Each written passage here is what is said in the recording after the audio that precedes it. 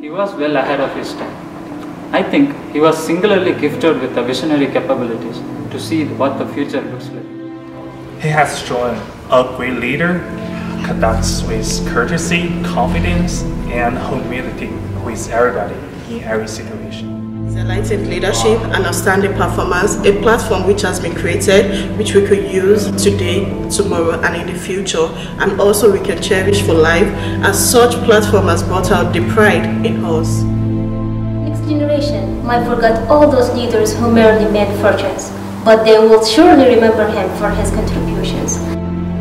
What it takes to be a great leader. Students, in our documentary, you're going to hear about a great person. He's not a billionaire of the Silicon Valley. He's not the Pope of the Catholic Church. And he's definitely not a politician. But he's a person who has been the backbone of the most recognized company of his country for more than half a century. As a journalist, I have met and interviewed many of the world's greatest leaders, but I've never saw one quite as unique as Ratan Tata.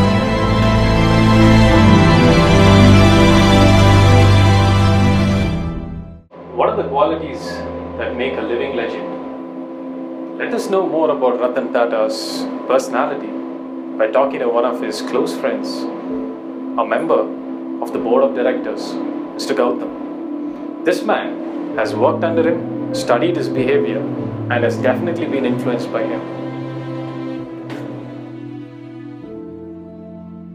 As soon as he came on board, he changed the way that whole management worked inside the company, completely changed the system so that he made sure nothing is more important than trust. I still remember one incident which he said in a meeting. He is gonna trust everyone in the company, he will continue to trust everyone, but if he loses his trust, he is gonna go after them. I think that's a very fair deal, isn't it?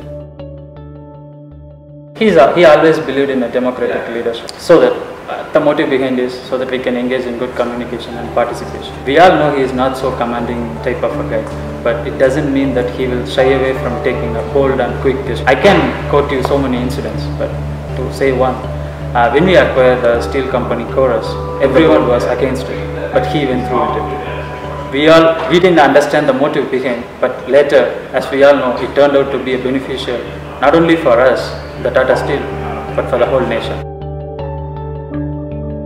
In modern business and industry, I know myself as a leader, I know how difficult it is to uphold moral values all the time. But time and again, he has showed to everyone that he knows only to do the business in ethical manner. Otherwise, he wouldn't do it at all.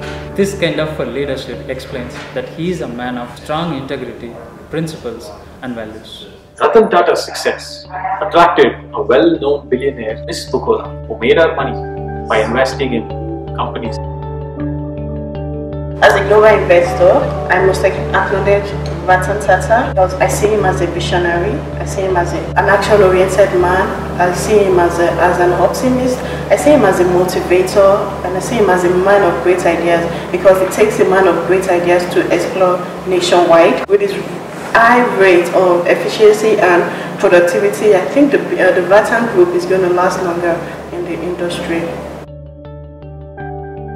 Of course I do. Ratan Tata sets clear and specific goals, and like you said earlier, he is a risk taker. If he doesn't envisage profits, he's not going to invest in the business. For instance, when Tata Group acquired Jaguar Land Rover, that unit was leading to bankruptcy, but after the takeover, this branch had generated a profit of £430 million. Whoa, that's a lot of money in the first year itself.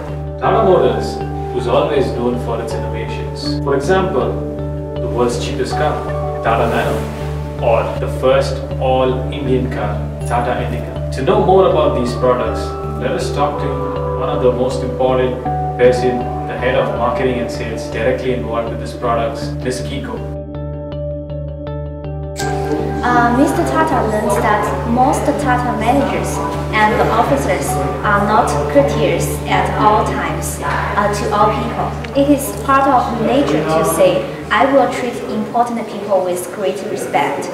but will treat others as second-class citizens. Tata feels this was really terrible, so he undertook serious formal training programs at sales and dealer levels to improve the customer interface. Tata Group is known to serve all areas of the society. For example, Tata Motors served the lower middle class society through the world's cheapest car, Tata Nano. This was directly influenced by Tata. His vision to serve the sector made the innovations possible. On the other hand, Tata Motors also distributes high-end products, such as the Jaguar and the Land Rover. The point is, Tata always found a way to serve every corner of the society. To say in his own words, a promise is a promise. Ratan Tata always encouraged competition. He believed that as long as there is healthy competition, it could challenge the organization to innovate and to cut down prices to serve the society better. Let us talk to one of the key competitors of Ratan Tata, Mr. Ratan. So personally, I don't think he's aggressive because one time we invited Mr. Tata to inaugurate our new high-tech conference center named after his name. He agreed to come but requested us to keep his ceremony short and also asked whether he could skip his speech. Finally, we decided short speech.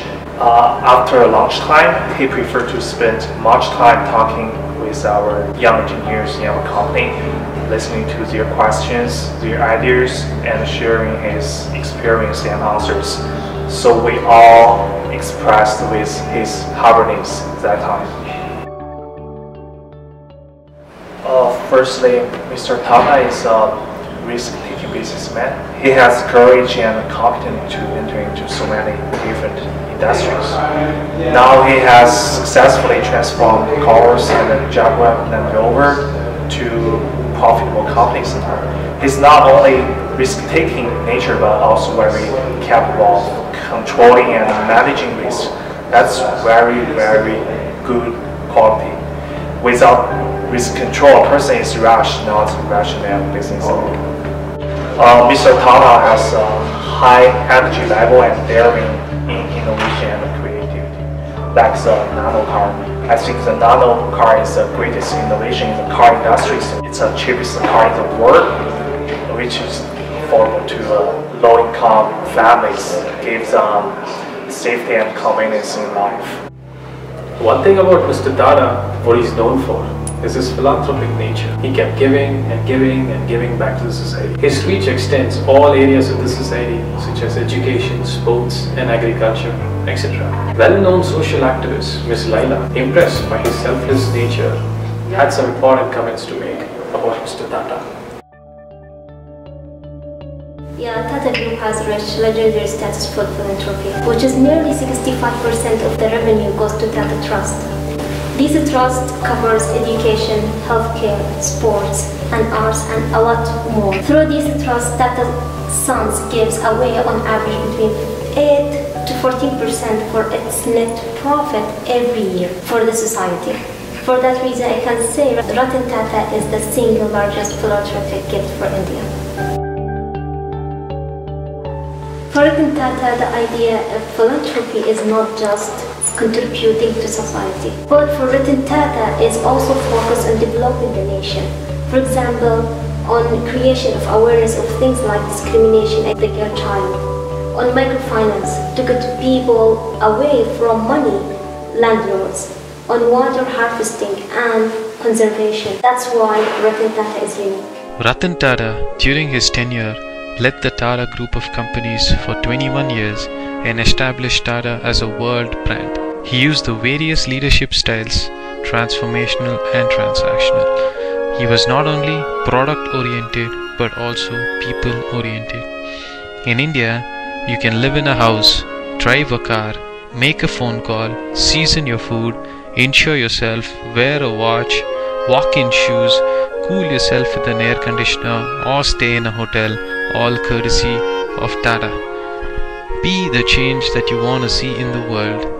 These are the words uttered by the greatest leaders of all time. Ratan Tata really lives up to this word. There is a fine line between being successful and being inspirational. Ratan Tata never preferred the easy way out. Do you think Ratan Tata is the greatest leader of all time?